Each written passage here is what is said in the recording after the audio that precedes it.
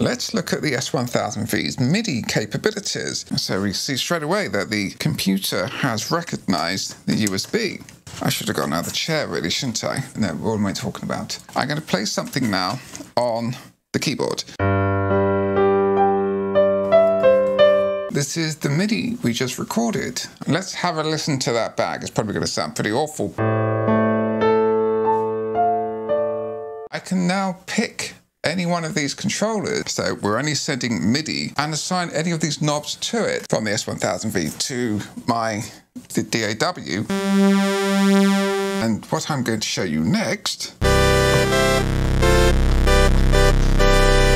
where am I going to show you next? Pitch bend.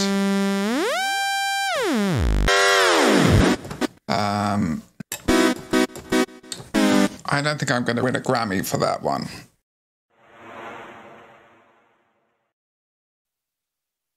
Let's look at the S1000V's MIDI capabilities. And the S1000V has USB MIDI only, no 5-pin DIN MIDI, unfortunately. But that's just the way things seem to be going these days with a lot of manufacturers. But hey-ho, the S1000V uses obviously a MIDI cable, USB cable for MIDI rather.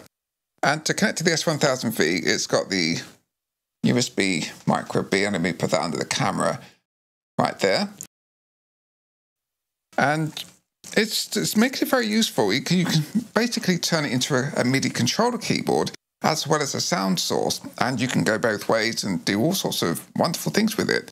And I'm going to give you some examples of what you can do with the USB MIDI and the S1000V. So first of all, we need to connect it up to the computer. So to be on the safe side, I'm going to turn the S1000V off. Okay, now I got my very long USB cable. I'm going to plug this in. Let me lean over, get into position.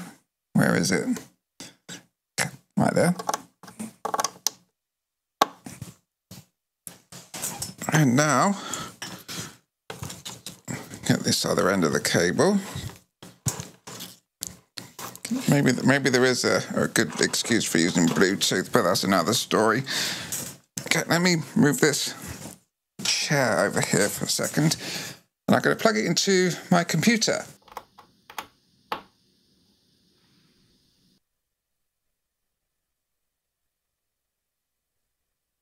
Oh, and now I plugged in the computer, and I was expecting something to happen, but it didn't. I'm going to turn the USB on now. So we see straight away that the computer has recognized the USB. And in fact, let me come over here. Oh, I got far too many wires at the moment. And so my DAW Mixcraft had detected a change in the number of MIDI devices available, which is a good thing. Excuse me. Okay, so what I'm going to do is I'm going to go into here. I'm going to ARM track 1, which is currently set up with an acoustic piano VST. It says Casio USB MIDI and all MIDI channels, yes. And that's pretty good. So, okay, we are now ready to actually play something. And I'm going to go back to, I got way too many wires here. Okay. I should have got another chair really, shouldn't I? I'm going to play something now on the keyboard. What I will do when we press record. So let me press record, and I'm going to just play some random notes.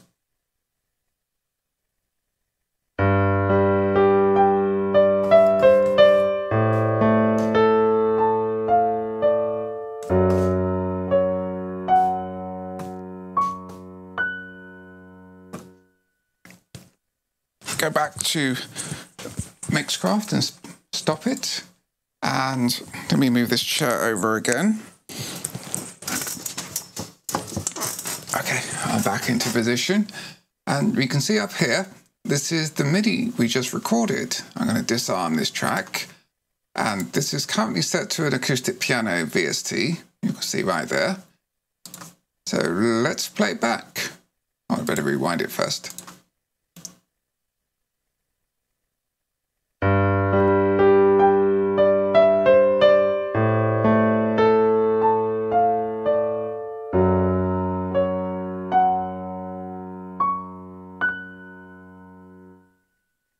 as you can see, that played back absolutely fine. And you can also send it back out. You can send this MIDI, instead of to a VST, send it back out to the S1000V. But I'm going to demonstrate it for you anyway. So I can go to this section here, and I go to external MIDI devices, Casio USB, and I know the program for this one is 0 and 1. Let me go and change that, which is the default grand piano. So let me put that there. I can get rid of that for a minute. I'm going to turn the volume back up.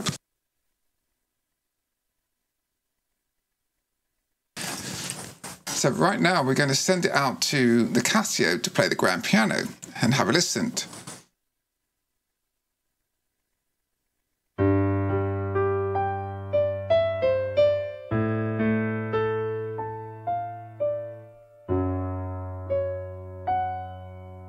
I can also show you if I arm this track here, which is set up for the stereo inputs 1 and 2 of my sound interface, this will show the audio that's coming in from the S1000V.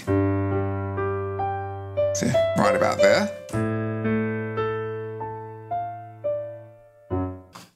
So where are we now? So I can actually record that. I can also, let me go in and change it to another sound on the Casio. I'm going to use 96, which is the sawtooth. Hold on, let me just change the program and bank 96. And I'm going to record this one just because, and this is coming in from the sound interface. If I go to my present camera, that's my sound interface. They're the S1000V inputs. So we're going to play the MIDI, which we recorded. We're sending it back out to the S1000V, and we're going to record the audio.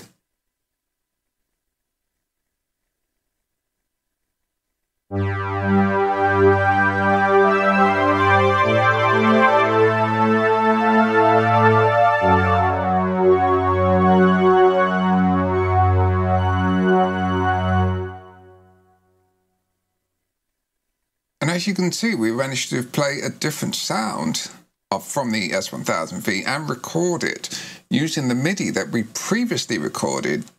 And so we can route this MIDI anywhere we wanted to. So let's mute these two tracks now. And what I'm going to show you next, where am I going to show you next? I'm going to show you another VST. And this time we're going to look at a Yamaha CS80, the wonderful old Yamaha that was made famous by Vangelis. And I'm also going to show you, let me go back over here, that about the assignable controls, about using it as a MIDI controller. So I'm going to turn the volume down of the S1000V. So we're only sending MIDI from the S1000V to my DAW to play the Yamaha CS80. That's the Arturia CS80V. So let's see what we can come up with.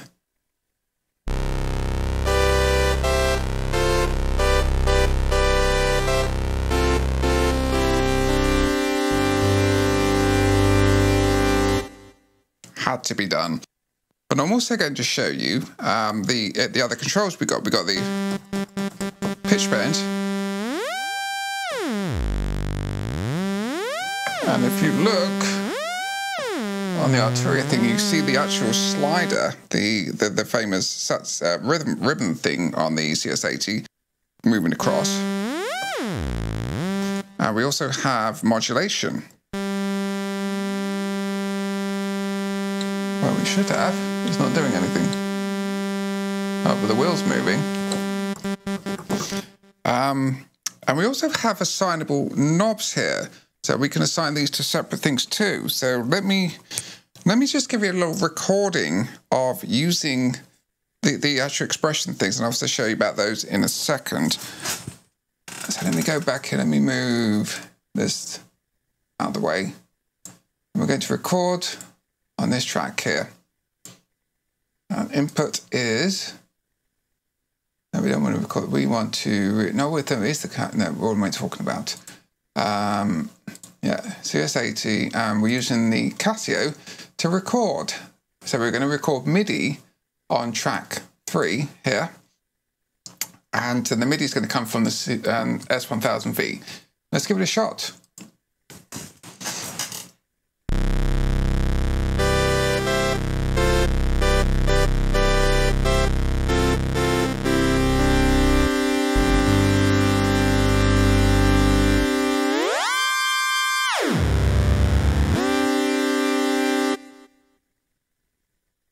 So that was my very bad rendition of Van Halen's Jump.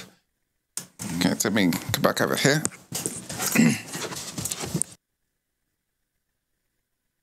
So this is the S1000V MIDI we just recorded.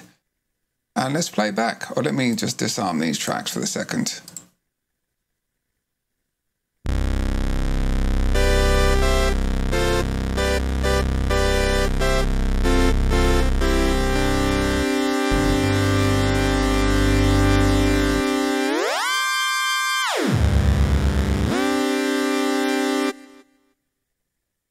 See that recorded very nicely. So of course the other things are about using the S1000V as a controller, and along with the S500, which also has the same knob layout or the same knobs, you got K1 and K2 as well. These can be assigned, and this is what you can do. Let me bring this up here. If I go to MIDI Learn, I can now pick any one of these controllers and assign any of these knobs to it. So let's say we've already got pitch bend working. The modulation was working, but wasn't doing anything, but I probably need to change something there. But let's have a look, filter, resonance. I think that's the one I want. I can select this, and now I can go into K1 and make it learn it. I move it up and down. Now I've assigned K1 to this low resonance and the VCF. I think I have to turn it off and turn it on again. And there's another low pass filter. Let's do this with K2. And that's done that. And what else am I going to do? If I'm going to do something, I'm just going to do a bunch of random stuff here to see if I can make modulation will do something. We'll soon find out. Okay, so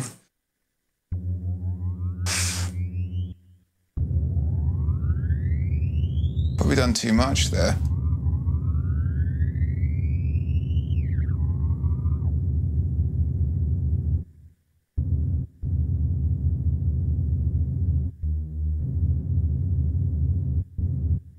Regardless, see that now works on here. These two knobs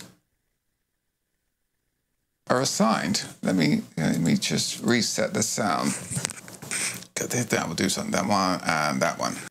But let me play something. That's K2.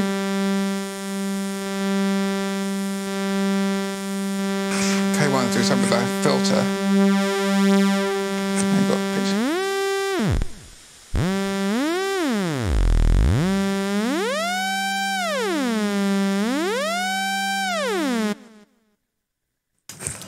And I think that's pretty much what I really want to show. Let's have a look.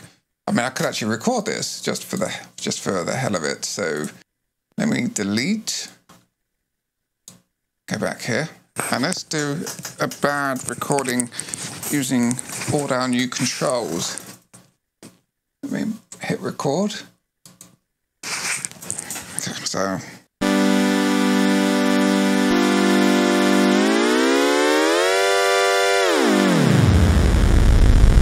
Pitch bend, modulation, some kind of filter,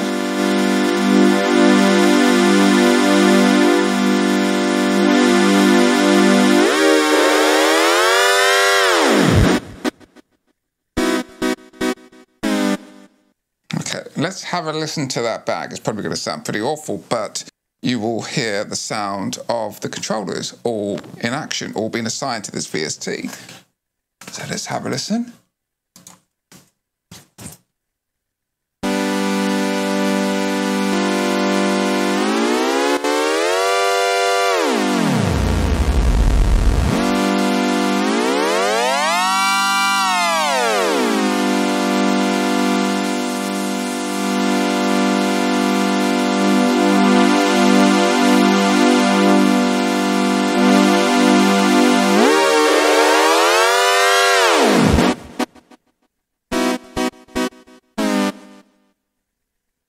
I don't think I'm going to win a Grammy for that one. I'm going to stop it now. And that's it. That's a little demonstration there of what you can do with the S1000V and its MIDI, and assigning it and using it as a controller keyboard and reassigning the knobs to a VST.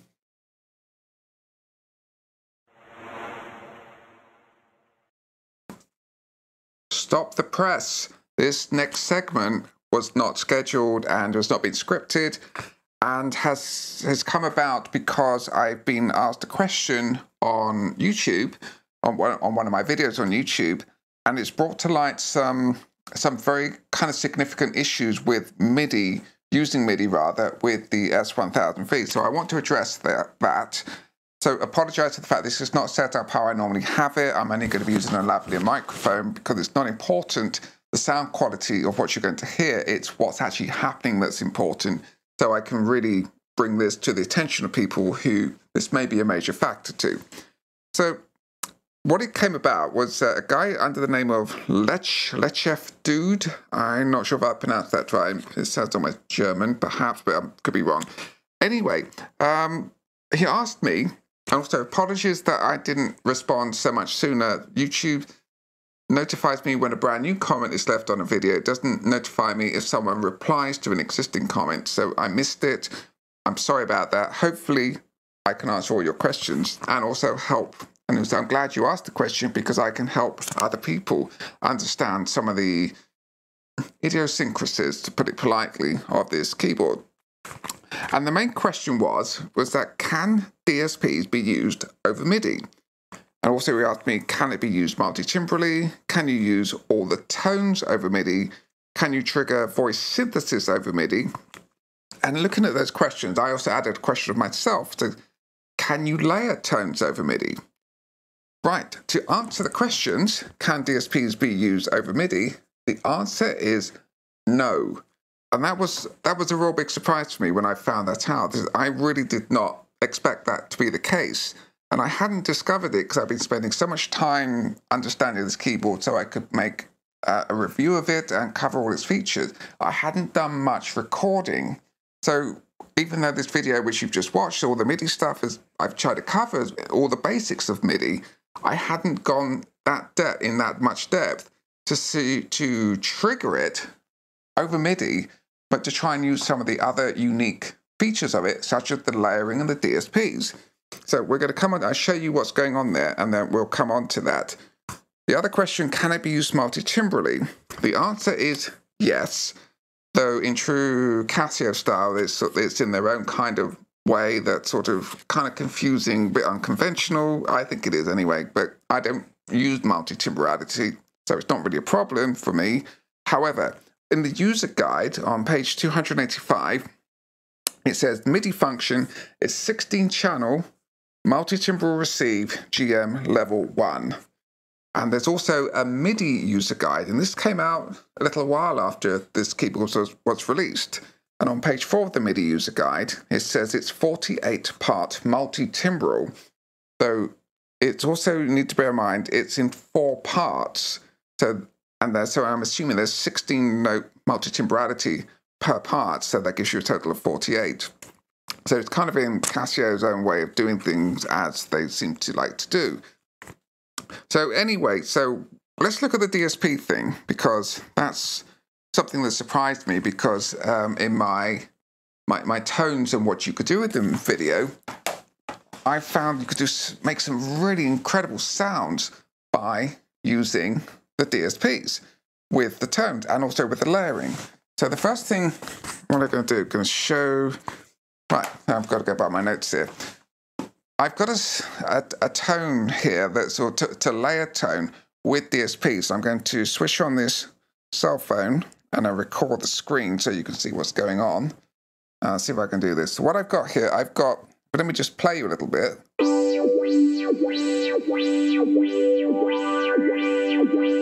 Hopefully you can hear that there's 2 different LFOs. Basically, it's the LFO wah applied to 2 separate layers. So there's 2 independent DSPs on 2 independent layers with different LFO speeds.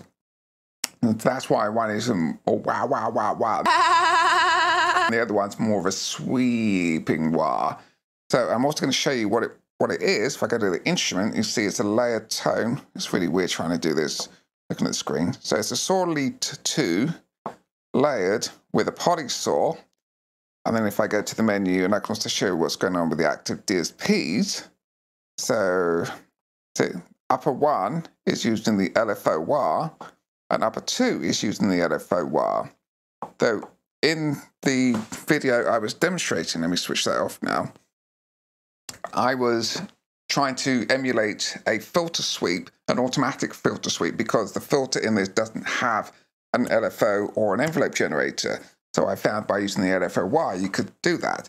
But even though you can link 2 different DSPs together, or rather assign a K1, K2, K3 controls to them to activate the parameters or operate the parameters, you can't use the same parameter in 2 lots of 2 identical uses of the DSP. It's kind of a bit confusing. I'm confusing myself. But regardless, by changing one of these knobs, I'm changing the setting of the LFO. And that's why you can hear that there's 2 differences. But the point I wanted to do, to get across here, was that there's 2 layers and 2 sets of DSPs involved. So that means, what am I going to do now? I'm telling you all about that. Right, and I'm going to show that also about the recording because of the issue with MIDI. But if we use Casio's record, now I should get my phone again, back onto MIDI. And I'm going to use the easy record. I've got too much reflection now because it's not set up as I normally set up for filming. And so I just hit the easy record. Then went to the easy record section there. And right now I can start recording stuff.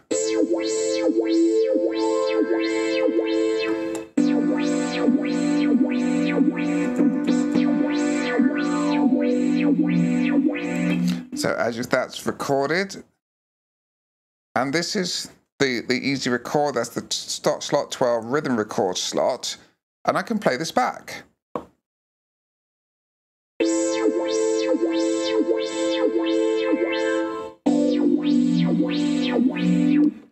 And let me switch this off again. So hopefully you can hear that by using the Casio's easy record function, which if you were to save it, will be a proprietary file format that you can't use anywhere else, but it can record everything that's going on, or it can record the layers, it can record all the DSPs. But the issue is, let me check my notes again. Let's have a look at this.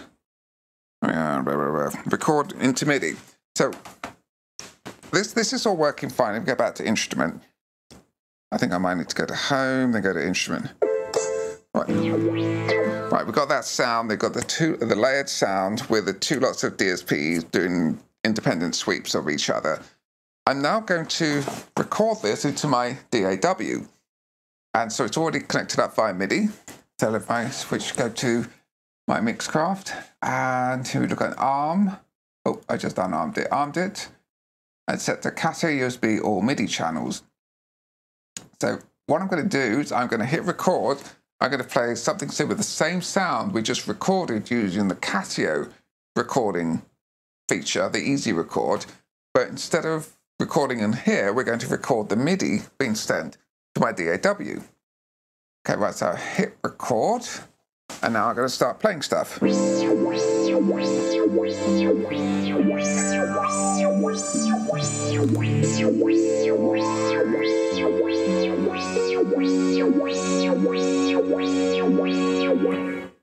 so I'm going to stop the recording now, and hopefully you'll be able to see. Oh, no, go away. That something popped up there. And you can see the MIDI is recorded. Perfect, wonderful. And you heard what I was playing, hitting those keys, was playing the layered sound with the 2 lots of DSPs. And as I did in the recording episode, I can route this back out. Or was it the MIDI episode which you just watched? I can't remember. Anyhow, so what are we going to do? Oh, go to here. What I'm doing now, in external MIDI devices, I'm selecting this to play back the MIDI, and I'm selecting an external MIDI device and a Casio USB. And if I show the details, how's that now? This little box appears, and these are the only options you have when you're using the Casio as a USB as an external device. And I can send MIDI program chain, MIDI bank change, MIDI clock status message, and change the MIDI channel. That's it. So I'm not going to tick any of these boxes because I'm kind of hoping that surely if I just send this MIDI information back out, it will play the keyboard as it's currently set up. So let's try that and see what happens.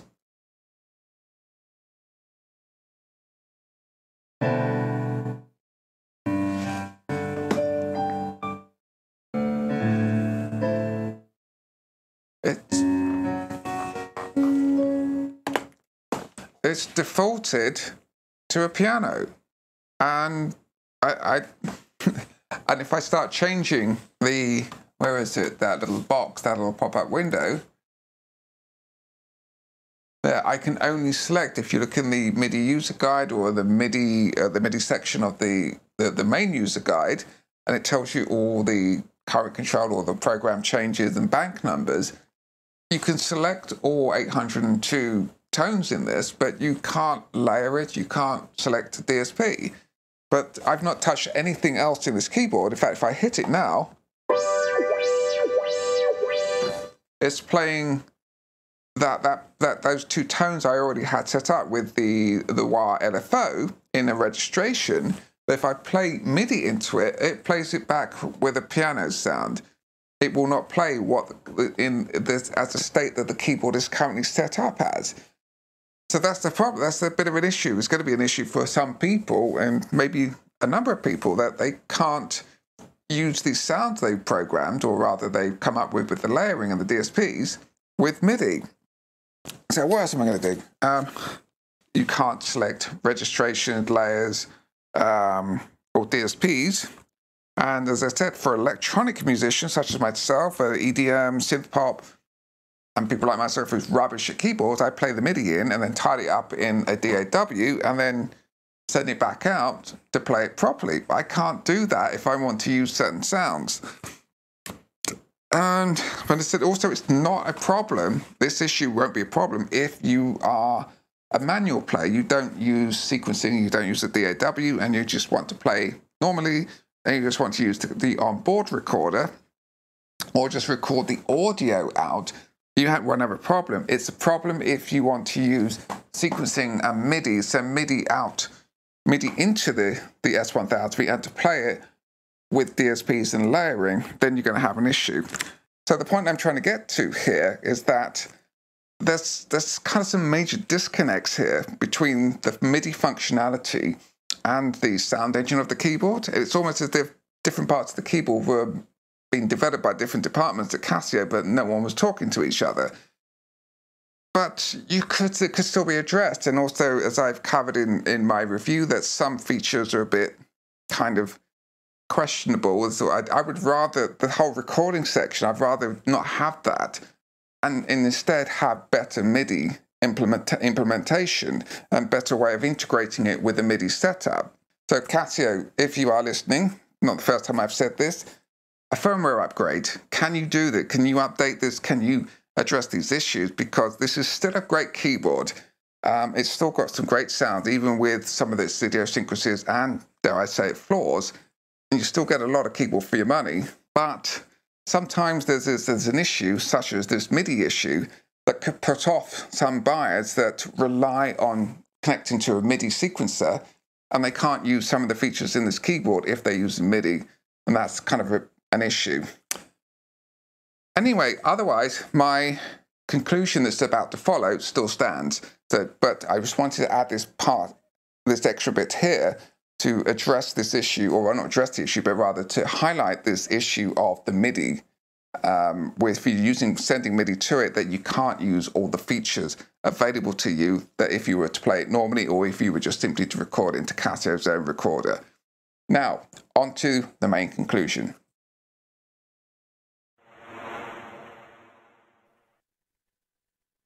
That was a short demonstration showing you how easy it is to use the S1000V as a MIDI controller and a sound module.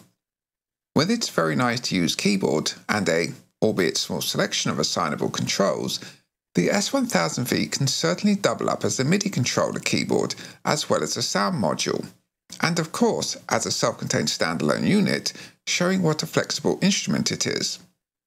And though it only has USB MIDI, when it comes to working with a modern DAW setup, hopefully I've shown just how easy it is to connect to a computer and start using it to play and record via MIDI, and also to operate VST instruments. If you wish to incorporate it into a rig with instruments using the older MIDI DIN connectors, then you will need to have a MIDI host involved, and that may complicate matters for some. For me, in my DAW-based studio, it works very well, and with its compact footprint and nice-to-use 5-octave keyboard, I will certainly be using it in many of my projects.